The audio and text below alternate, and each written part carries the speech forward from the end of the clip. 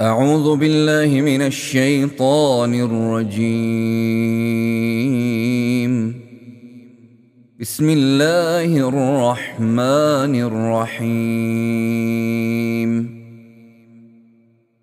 قال آمنتم له قبل أن آذن لكم إنه لكبيركم الذي علمكم السحر فلأقطعن أيديكم وأرجلكم من خلاف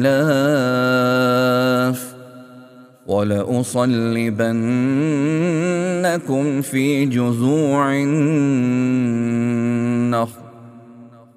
جذوع النخل ولتعلمن أينا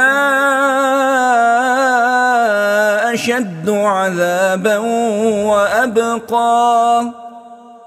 قالوا لن نؤثرك على ما جاءنا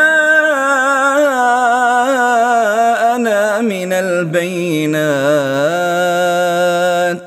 والذي فطرنا فاقض ما أنت قاض। तो इस मकाम को यानी इस तरह जो है हम पढ़ेंगे, इसके लिए भी फ्लो चाहिए बाकायदा। माशाल्लाह कारी साहब बहुत अच्छा। पहले जब हम तिलावत सुनते थे तो हम बस ऐसे ही सुनते थे। अभी मैं जब सुन रहा था तो मैंने नोट किया कारी साहब पहले किरार से स्टार्ट हुए हैं, किरार से जवाब में गए हैं, जवाब से फिर उसको पीक पे जवाब में लेके गए हैं और फिर उसी को वापस जवाब से किरार में एंड किया कारी साहब ने। माशाल्लाह।